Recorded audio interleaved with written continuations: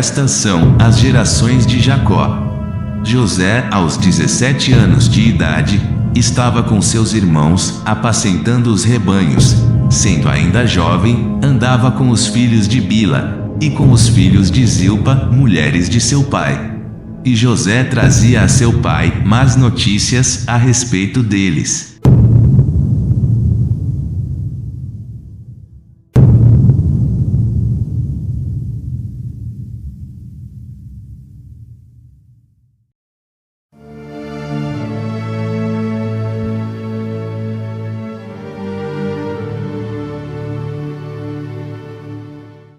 O sol declinava, inundando com seus raios o vasto vale onde estava instalado o acampamento dos pastores daquela tribo de hebreus. Tendas e choupanas espalhavam-se ao redor, e colinas rochosas findavam-se no horizonte. Um homem de aspecto imponente estava sentado em um banco rústico e possuía extensa barba.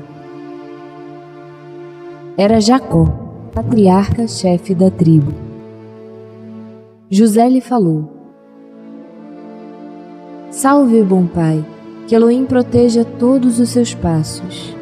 Hoje estive nas pastagens e constatei que os meus irmãos o iludem.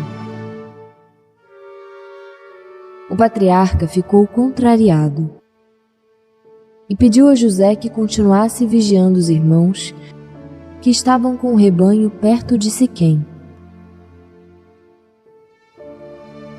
Passando, pois, os mercadores, tiraram José da cova e o venderam por 20 moedas de prata aos ismaelitas, os quais levaram José ao Egito.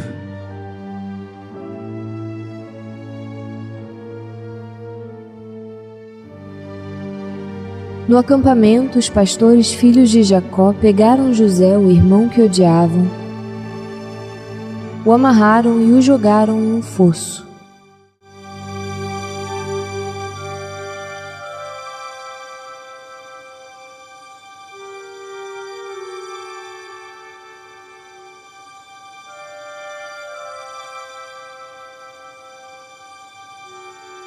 Depois, o venderam como escravo para um mercador israelita que estava em uma viagem com sua caravana para Mênfis, no Egito.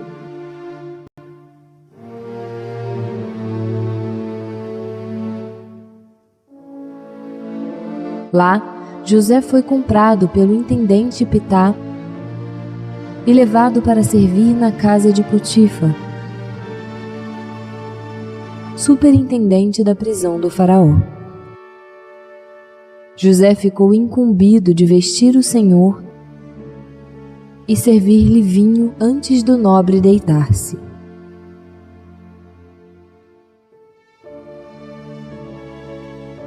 José tinha o rosto muito belo e era muito agradável. Passado muito tempo, sua ama lançou os olhos sobre ele.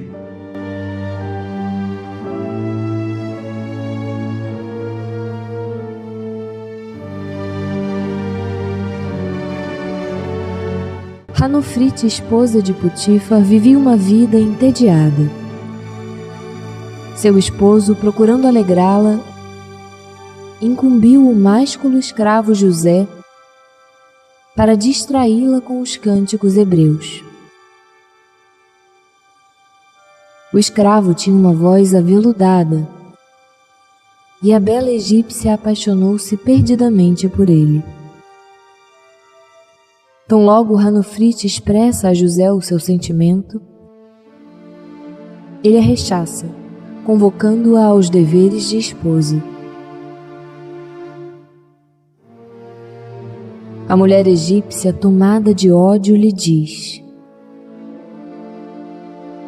Não queres o meu amor, então terás o meu ódio. Assim, ela denuncia o servo ao esposo, dizendo que ele a ultrajara. O poderoso Potifar condenou então José a açoites e ao enclausuramento perpétuo junto aos criminosos que haviam cometido crimes contra o Estado.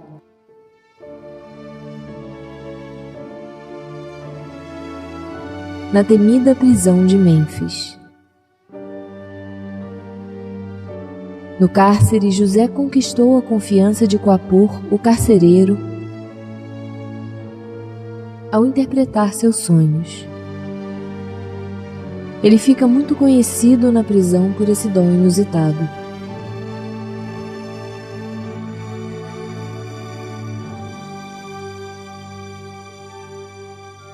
Passados 2 anos, o faraó teve um sonho que ninguém conseguia decifrar. Ele recorre a José.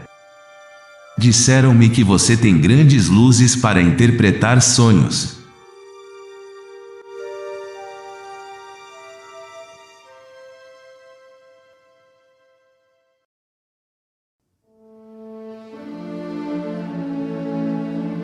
Certa feita, o faraó caiu em torpor profundo, durante o qual teve um sonho que lhe causou fortíssima impressão.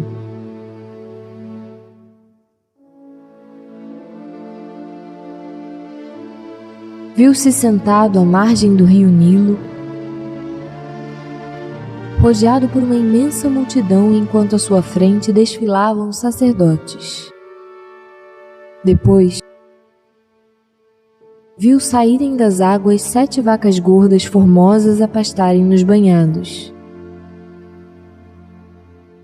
Seguiam-se 7 outras vacas magras e insaciáveis, procurando alimento e lutando contra as vacas gordas.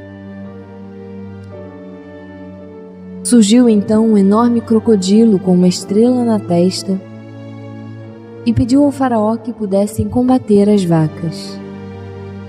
Houve uma grande luta entre os animais.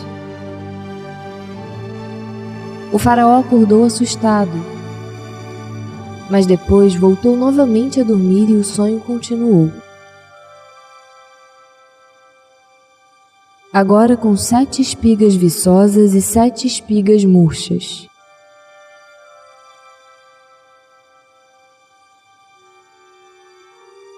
Por 2 noites consecutivas, o faraó teve sonhos parecidos, e isto o deixou extremamente impressionado.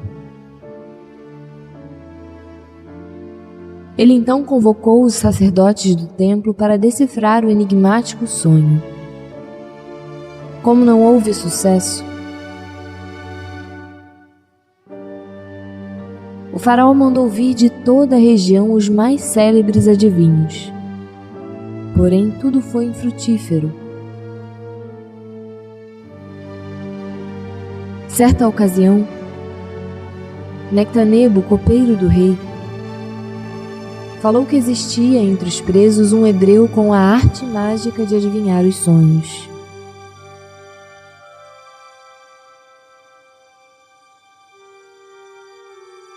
O faraó deu ordens que trouxessem o escravo e convocou todos os súditos do palácio e os sacerdotes do templo para estarem presentes. Chegada a ocasião, diante de imensa assembleia no salão de audiência do palácio, José aproximou-se e prostrou-se em frente ao trono do faraó, que lhe inquiriu para decifrar o seu sonho profético. José, inspirado diante do ápope do Egito, fala em alta sonoridade.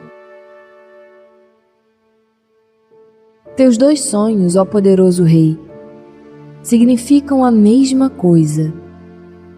As 7 vacas gordas e as 7 espigas cheias de grãos anunciam 7 anos de abundância e fertilidade. As 7 vacas magras e as 7 espigas murchas representam os 7 anos de seca e fome. O crocodilo é a oposição que se fará aos seus desígnios de proteger os celeiros.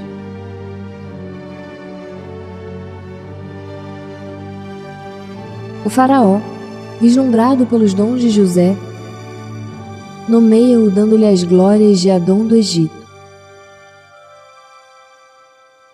Os sacerdotes do templo ficaram perplexos e revoltados, considerando uma grande afronta a toda a casta egípcia o faraó ter dado um título de segunda maior autoridade do reino a um hebreu impuro que fora um escravo na casa de Potífar.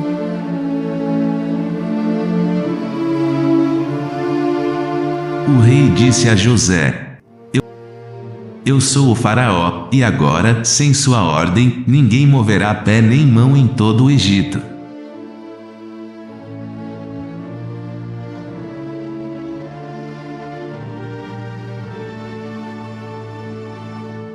José toma o poder com mãos de ferro,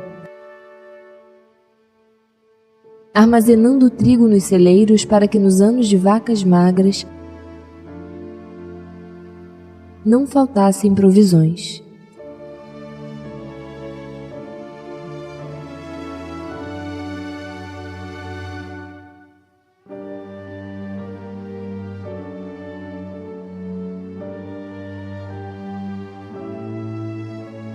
Adiante, ele conheceu a bela Asnate, filha de Potífera, o sacerdote-mor do templo de Heliópolis. O Adão José se apaixonou pela moça que era noiva de Hor.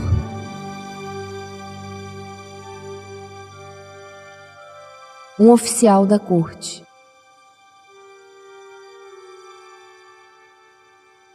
Ele pede então a mão da jovem ao faraó.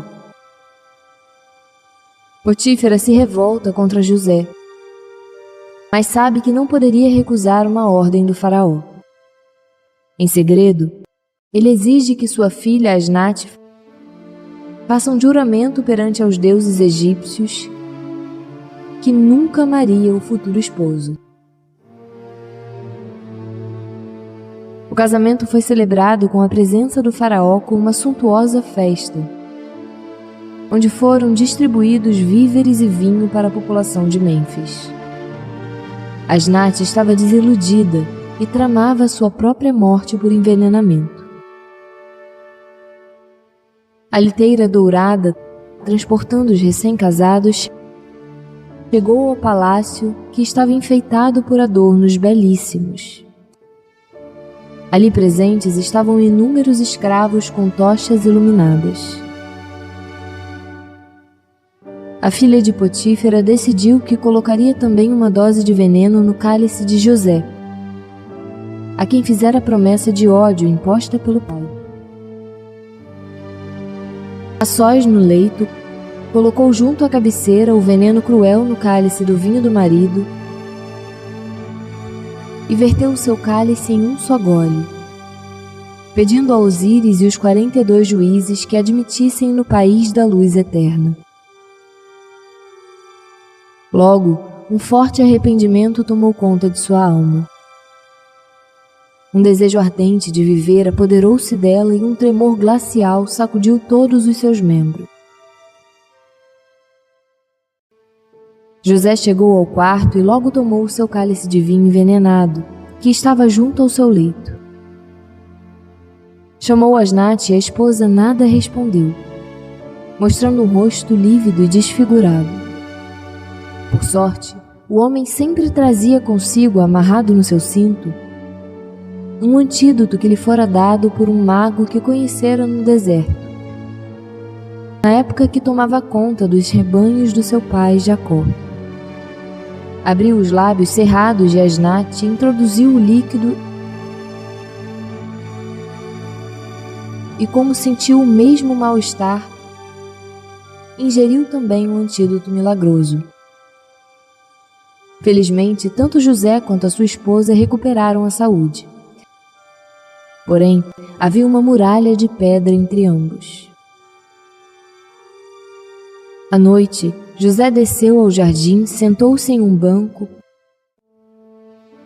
pondo-se a chorar, desolado com a vida. Alguém no mesmo propósito ali estava.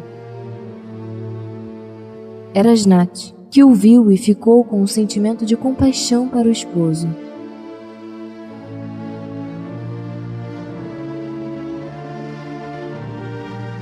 Naquela noite, eles se reconciliam.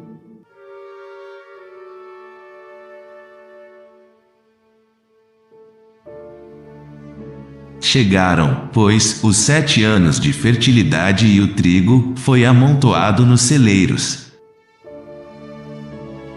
Antes que a fome chegasse, José teve 2 filhos de sua mulher Asnaf, filha de Potifera, sacerdote de On.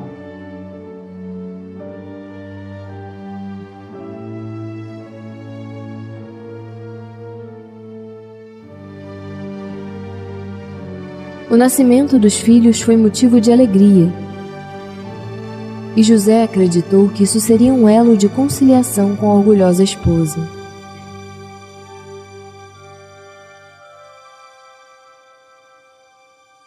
Porém, Potífera proibiu Asnat de amar os filhos da mesma forma que a proibira de amar José. Asnat, pálida e confusa, aceitou. A pobre mulher muitas vezes fitava os graciosos pequeninos e uma ternura imensa brotava no seu coração. Mas dissimulava os sentimentos por obediência à sua promessa sagrada. Em certa ocasião, Asnat fora visitar Ranofrite, que era esposa de Potífera, a irmã de seu pai. Após passar muitos momentos junto à tia, ela resolve caminhar nos jardins e escuta uma conversa sigilosa do seu pai, Potífera, com um desconhecido. Chegou a hora do atentado contra o Adom. Ele sucumbirá e nós libertaremos o Egito do seu jugo.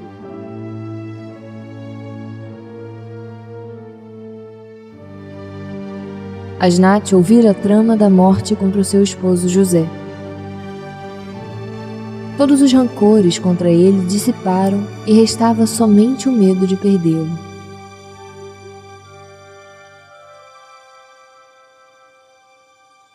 José, ao partir para a viagem onde ocorreria o atentado, despediu-se da esposa, e Asnat, naquele momento, mostrou uma febril agitação. Apesar disso, não revelou a ele tudo o que soubera, para não incriminar o pai.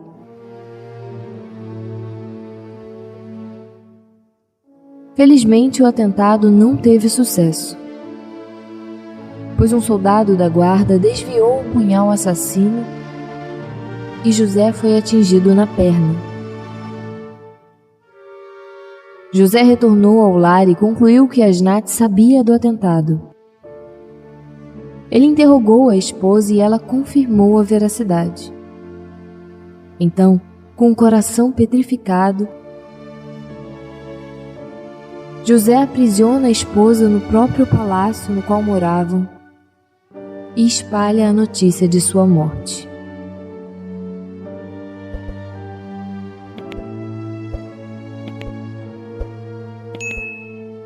Passado um tempo, outros acontecimentos agitaram a terra de Queme.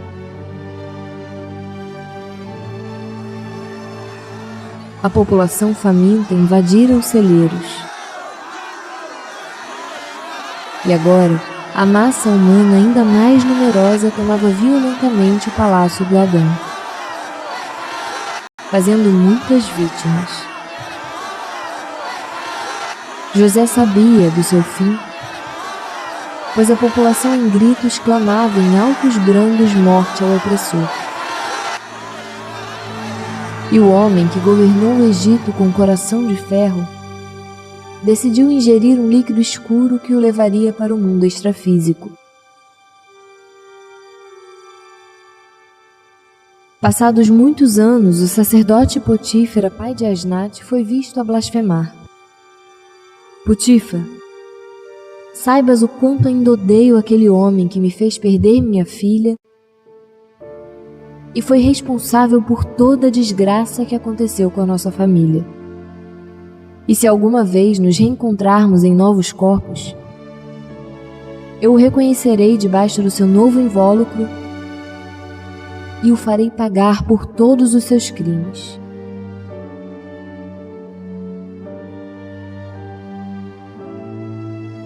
Uma bela adolescente de nome Isis, com os mesmos olhos verdes que lembravam os olhos do seu pai,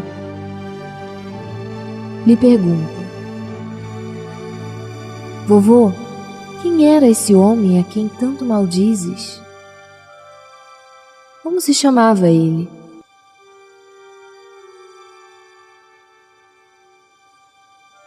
O sacerdote estremeceu, e seu olhar vago mergulhou nos olhos da moça, silenciando. Potifar toma a palavra e dirige-se à encantadora mocinha. Isis, ele também tinha qualidades. Um dia saberás quem és. E sei que o julgará com seu coração puro de amor